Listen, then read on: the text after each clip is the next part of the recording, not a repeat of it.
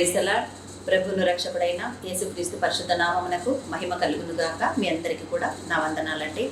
దేవాది దేవుడు ఈరోజు మనల్ని ప్రేమించి మనకిస్తున్న వాక్యాన్ని ధ్యానిస్తూ ఆ దేవాది దేవుని హస్తము ద్వారా నడిపించబడతాం. ఈరోజు దేవుడు మనతో మాట్లాడుతున్నటువంటి మాట, కాబట్టి యెహోవా ఇలాగు సెలవిచ్చెను, నీవు నా తట్టు తిరిగిన ఎడల నీవు నా సన్నిధిని నిలుచున్నట్లు నేను నిన్ను తిరిగి రప్పింతును. ఏవి నీచములో ఏవి ఘనములో నీవు గుర్తు పట్టిన ఎడల నీవు నా నోటి వలె ఉందువు. వారు నీ తట్టునకు తిరగవలెను, కానీ నీవు వారి తట్టునకు తిరగకూడదు. అప్పుడు నిన్ను ఈ ప్రజలను పడగొట్ట జాలని ఇత్తడి ప్రాకారముగా నేను నియమించెదను.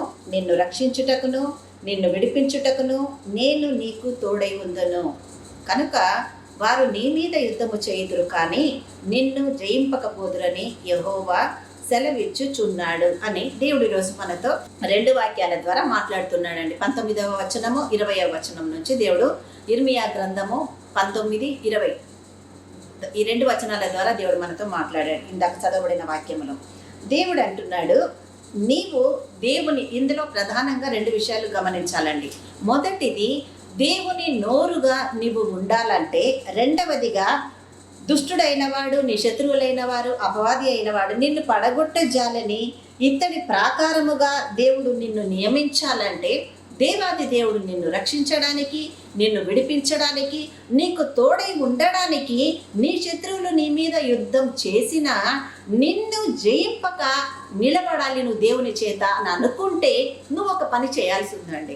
ఆ పని 19వ వచనంలో దేవుడు మనతో మాట్లాడుతున్నాడు. ఆ విషయం ఏదై ఉందంటే, కాబట్టి యెహోవా ఈలాగు సెలవిచ్చెను, నీవు నా తట్టు తిరిగిన ఎడల నీవు నా సన్నిధిని నిలుచున్నట్లు నేను నిన్ను తిరిగి రప్పింతును అని దేవుడు అంటున్నాడు. ప్రియ దేవుని బిడ్డ, ఈరోజు సహోదరుడా, ఈరోజు దేవుడు మాట్లాడుతానంటున్నాడు.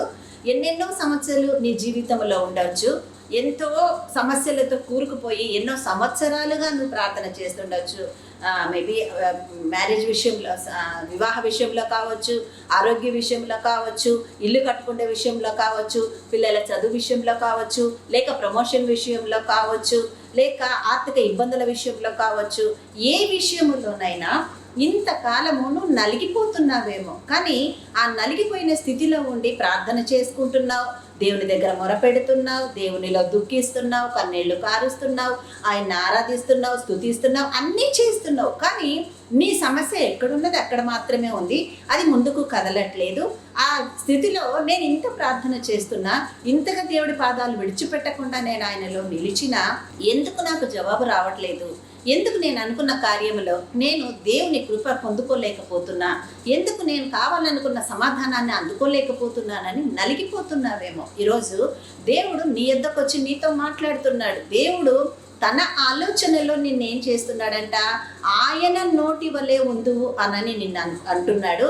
రెండవదిగా, నిన్ను పడగొట్ట జాలని ఇత్తడి ప్రాకారముగా దేవుడు నిన్ను స్థిరపరచబోతున్నానని అన్నాడు.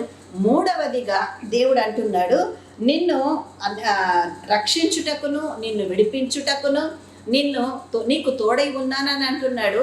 నాలుగవదిగా, నీ శత్రువులు ఎవరైతే ఉన్నారో వారు నీ దగ్గరకు వచ్చి నీ మీద యుద్ధం చేస్తారు, కానీ వాళ్ళు నిన్ను జయించకపోదురు అని దేవుడు సెలవిస్తూ దేవుడు చెప్తున్న మాట.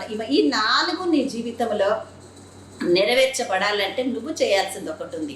అది ఏమై ఉంది అని అంటే, నీవు నా తట్టు తిరిగిన ఎడల నీవు నా సన్నిధిని నిలుచున్నట్లు నేను నిన్ను తిరిగి రప్పింతును. అంటే ఇంతవరకు నువ్వు చేస్తున్న ప్రార్థనలు ఉండొచ్చు, లేకుంటే ప్రార్థన చేసుకుంటున్నానని దేశదిబ్బర్లాగా లోకం మీద పడి తిరగవచ్చు, ఇష్టానుసారంగా ప్రవర్తించవచ్చు, మళ్ళీ నలుగురికి కనిపించాలని వేషధారణ కలిగిన జీవితంలోనో, లేక విశ్వాసం అన్న ముసుగులోనో నువ్వు ఉండిపోయి అందరికీ కనిపించాలన్న ఉద్దేశంతో నువ్వు ఉండిపోవచ్చు. కానీ దేవుడు పర్టికులర్గా నీతో మాట్లాడుతున్నాడు. ఈ 4 విషయాలు నీ జీవితంలో నెరవేర్చబడాలి అని అంటే నువ్వు చేయాల్సిన విషయం ఏమంది, మీరు మరలా నా తట్టు తిరిగిన ఎడల అని అంటున్నాడు. అంటే అర్థం ఏంటండి? తప్పిపోయినట్టే కదా, దేవుని సన్నిధిలో నుంచి దూరపరచబడ్డట్టే కదా. అంటే దేవుడి మాట ఎప్పుడు నిరర్థకం కాదు కదా, అబద్ధం కాదు కదా. అందుకే నీవు నా తట్టు మరలా తిరిగిన ఎడల దేవుడు అంటున్నాడు, నీవు నా సన్నిధిని నిలుచున్నట్లు నేను నిన్ను తిరిగి రప్పింతును అని అంటున్నాడు. అంటే ఇప్పటిదాకా నువ్వు తప్పిపోయి ఉన్నావు, కానీ నీ ఒక్కసారి నా సన్నిధిలో నిలిచే భాగ్యం నువ్వు మరలా వచ్చిన తర్వాత నేను నిన్ను రప్పిస్తానని దేవుడు అంటూ, వచ్చిన తర్వాత ఏవి నీచములో ఏవి ఘనములో నీవు గుర్తుపట్టిన ఎడల నీవు నా నోటి వలె ఉందువు అని అంటున్నాడు. అంటే నీచమైనది ఏంటిది, ఘనమైనది ఏది అని అన్నది మనకు అవగాహన ఉంది కదండి లోకములో కదా. చిన్న పిల్లల మీద కాదు కదా, పాలు తాగే స్థితిలో నుంచి మనము దేవుడి చేత మనం ఎదిగించబడి వాక్యం అనే ఘనమైన ఆహారంను తీసుకుంటూ ఏది మంచి ఏది చెడు, ఏది నాకు మేలేనిది, ఏది అవినీతితో కూడిందని గ్రహించగలిగిన స్థితిలో మనం ఉన్నప్పుడు కొన్నిసార్లు వెళ్ళి పంది బురదలో దొల్లినట్టే మనం దొల్లి మళ్ళీ లేచి వచ్చి ఇది ఎవరికి తెలియదులే, నేను శుద్ధమైపోయాను, నా దేవుడు ఒక్కడు, ఆయన దృష్టికి ఆయన క్షమించే దేవుడే అని మనం ముందుకెళితే చాలా పెద్ద గోతిలో పడబోతున్నామండి రేపటి దినాన. కాబట్టి దేవుడు నిన్ను రక్షించడానికి, విడిపించడానికి నీకు తోడై ఉన్నానని చెప్పి ఆయన నోరుగాను, ఆ తర్వాత ఇత్తడి పడగొట్టజాలని ఇత్తడి ప్రాకారముగాను దేవుడు నిన్ను చేయబోతున్నానని సెలవిచ్చినప్పుడు, మరి ఆ మాట అందుకుంటూ ముందుకెళ్ళాలంటే నువ్వు దేవుని తట్టు తిరగాలి. ఆయన సన్నిధిని నిలిచినట్లుగా ఆయన మరలా నిన్ను రప్పిస్తానని దేవుడు వాగ్దానం ఇచ్చాడు. కాబట్టి ఆయన వాక్కుకు లోబడదాం. ఆయన రక్షించు దేవుడని, విడిపించు దేవుడని, ఆ తర్వాత ఆయన మనల్ని తోడై ఉండి నడిపించు దేవుడని నమ్మిన ఎడల ఆయన కార్యమును మనం చూడగలం. ఇటు కృప దేవుడి వాక్యము ద్వారా మనకందరికీ కూడా అనుగ్రహించి ఆ సర్వోన్నతుడు మాత్రమే మహిమ పొందును గాక. ఆమేన్. తలలు వచ్చినట్లయితే ప్రార్థన చేసుకుందాం. హల్లెలూయా, హల్లెలూయా, హల్లెలూయా. స్తోత్రము దేవా, నీకు వందనాలు, స్తుతులు తండ్రి. మమ్మల్ని మిక్కిలిగా ప్రేమించి ఆదరించిన గొప్ప దేవా, మమ్మల్ని ప్రేమించి మరొక నూతన దినములోనికి నడిపించి నీ వాక్కును ప్రభ మాకు బహుమానముగా ఇచ్చిన తండ్రి, ఈ వాక్య ప్రకారము నిన్ను కనపరచడానికి మాకు సహాయం చేయండి నా యేసయ్య. నీకు స్తోత్రములు అయ్యా. ఇదిగో ప్రభ, ఎవరైతే నీ పాద సన్నిధిలో నీ సన్నిధిలో నిలిచినట్లు నీవు మరలా రప్పించినప్పుడు తండ్రి నీ వైపునకు తిరుగుతారో వాళ్ళని నీ నోరు వలె వాడుకుంటానని సెలవిచ్చావు నా తండ్రి. నా దేవా నీకు స్తోత్రములు. మమ్మను రక్షించడానికి, విడిపించడానికి తోడై ఉన్న దేవుడవై ఉండి మా శత్రువులు యుద్ధం చేస్తారు కానీ మా పైన విజయం పొందలేరు అని నీవు సెలవిచ్చిన నీ పరిశుద్ధ వాక్యమును బట్టి మీకు స్తోత్రములు, వందనాలు చెల్లిస్తున్నాం. ధైర్యం తెచ్చుకొని ఎవరైతే నీ బిడ్డలు నీ కొరకు ఎదురు చూస్తూ ఈ పోరాటంలో ఉన్నారో వారిని ఆశీర్వదించమని ప్రార్థిస్తున్నాను నా తండ్రి. నా దేవా నీకు కృతజ్ఞతలు. నాయన ఎగ్జామ్స్ రాస్తున్న బిడ్డలకు తోడై ఉండండి ప్రభా. వారికి చక్కటి జ్ఞానమును, జ్ఞాపక శక్తిని దయచేయండి. వారు నాయన ఎగ్జామ్స్ రాయబోతుండగా తండ్రి వారి హస్తాలకు మీ హస్తమును తోడుగా ఉంచి చక్కటి అయా ఆశీర్వాదమును వారికి అనుగ్రహించమని ప్రార్థిస్తున్నాను నా యేసయ్య. యవనస్తులను జ్ఞాపకం చేసుకుని దీవించండి. దైవజనులను జ్ఞాపకం చేసుకోనండి ప్రభా. వారి సేవలను, సువార్థికులను ఆశీర్వదించమని ప్రార్థిస్తున్నాను తండ్రి. ఎవరికైతే వివాహము కాలేదో వారికి అందరికీ కూడా వివాహ ద్వారములు తెరిచి మంచి జీవిత భాగస్వాములను వారికి అనుగ్రహించమని ప్రార్థిస్తున్నాను నా తండ్రి.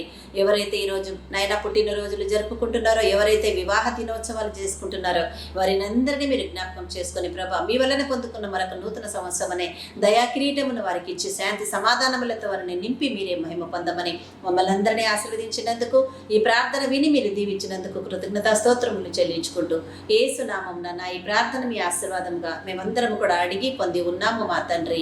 ఆమేన్, ఆమేన్, ఆమేన్. హల్లెలూయా. ప్రైజ్ ది లార్డ్ అండి. దేవాది దేవుడు మనల్ని ఆశీర్వదించి చక్కటి వాక్యంతో ఈరోజు దర్శించి ఉన్నాడని నమ్ముచున్నాను. ఎవరైతే ఈరోజు కొత్తగా ఈ ఛానల్ చూస్తున్నారో దయచేసి సబ్స్క్రైబ్ చేసుకొని, ఇంకా ఎవరైతే ఆశీర్వదించబడాలి అని మీరు అనుకుంటున్నారో మీ స్నేహితులకు కానీ, బంధువులకు కానీ, కుటుంబాలకు కానీ ఈ వాక్యాన్ని మీరు షేర్ చేసి దేవుడి ఆశీర్వాదాలు వారి దాకా నడిపించండి. అందరికీ ప్రైజ్ ది లార్డ్. నన్ను నూతన సృష్టిగా చేసి నీ పాత్రగా నన్ను మలచి నీ దేవన కరుహుడగా చేసిన దేవా నీకే స్తోత్రం.